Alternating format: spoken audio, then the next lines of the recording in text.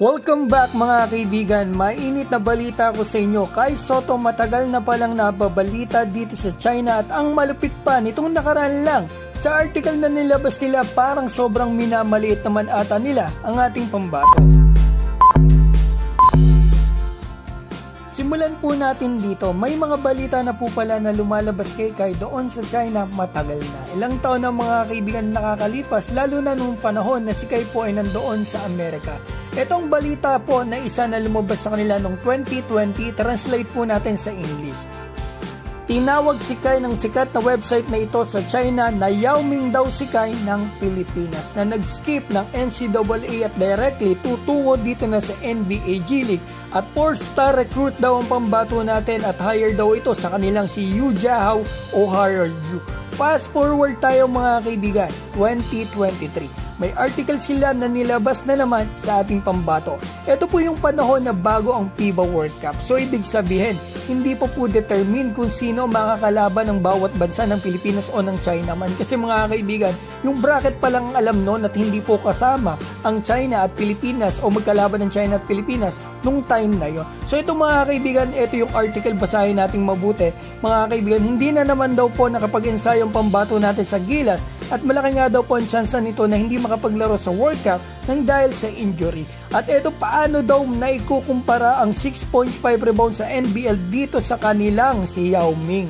At nakikita pa natin dito sa article nila na talagang masasabi ko na updated po talaga ang China dito sa Philippine basketball. Ito nga yung post ni Homer Sison, nakikita natin andito mga kaibigan. At ito yung training ni Kai dito sa Gilas, nandito rin mga kaibigan. At doon sa nakapanood ng video ko noon nakaraan, doon sa nangyari sa kay Brownlee at sa sinabi ni Bam Tolentino na atin pa rin ang goal, ibinalita rin po sa kanila mga kaibigan. So alam na alam po talaga ng China yung galaw ng Philippine basketball. At eto mga kaibigan, nakasulat pa dito, alam din nila si Scottie Thompson kasama ni Kai na injured, alam din nila mga kaibigan. At eto pinakamalupit mga kaibigan.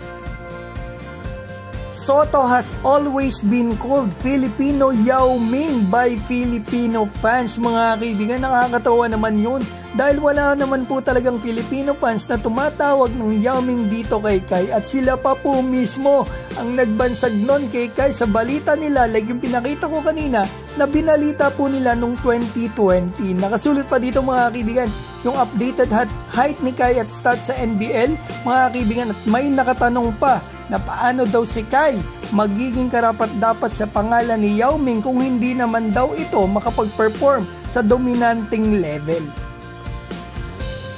At dito sa final paragraph nila, basahin nyo pong mabuti, the gap between Sotto and Yao Ming is really huge. Sotto's reaction, lateral movement, explosive power are not as good as Yao Ming.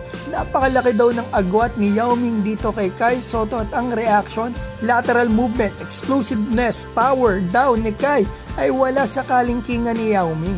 Honestly mga kaibigan, ito masasabi ko dito, lamang na lamang po talaga si Yao Ming sa ating pambato.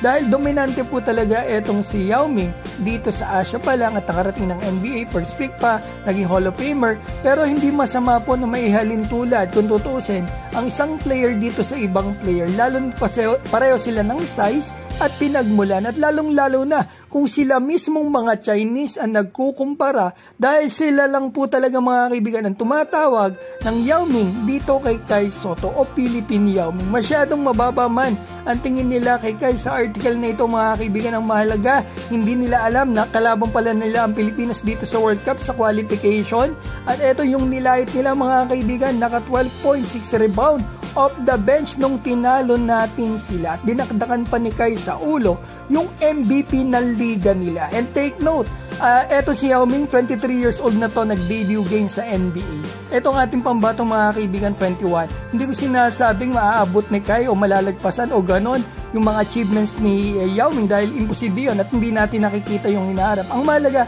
may enough time po ang ating pambato at tsansa ito na makarating dito sa NBA at para patunayan din iyon sa mga walang tiwala sa kanya.